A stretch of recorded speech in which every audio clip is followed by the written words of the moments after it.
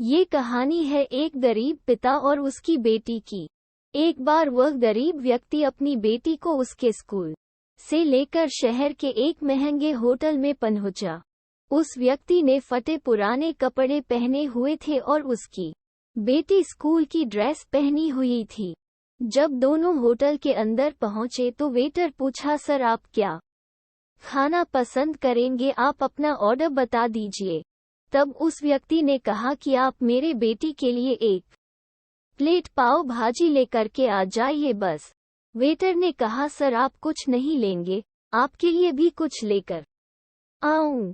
तो गरीब व्यक्ति ने कहा, मेरे लिए कुछ नहीं, आज मेरी बेटी के लिए पार्टी है।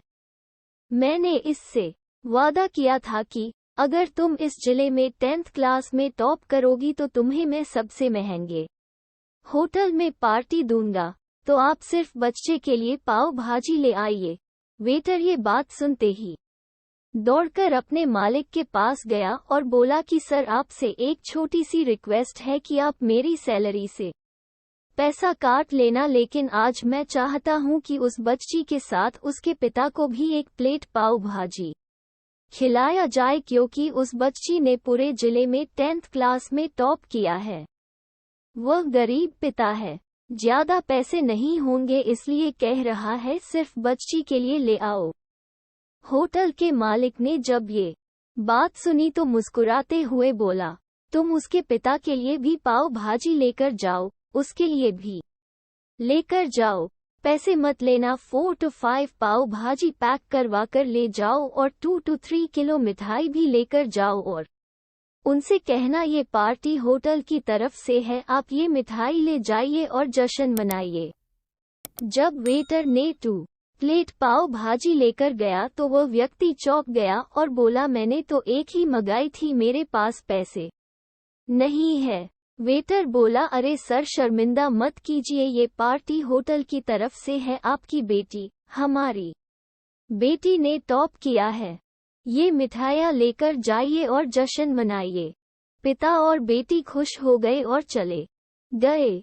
कई साल बीत गए। उस गरीब पिता की लड़की अब यूपीएससी की तैयारी करके कलेक्टर बन चुकी थी और इत्तेफाक से उसी शहर में उसकी पोस्टिंग हुई थी।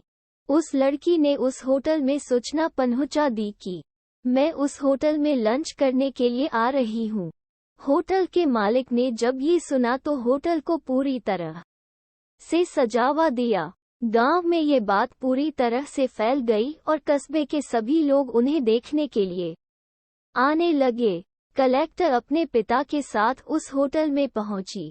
कलेक्टर ने होटल के मालिक से कहा कि शायद आप मुझे पहचाने नहीं, हम वही पिता पुत्री है जो कि हमारे 10th क्लास टॉप करने पर आपने मुझे पार्टी दी थी। हम वही पिता पुत्री हैं, आज फिर से आए हैं और आज पार्टी हम देंगे आपको, आपके पूरे स्टाफ को और पूरे गांव को, क्योंकि आपने गरीबी का सम्मान किया है।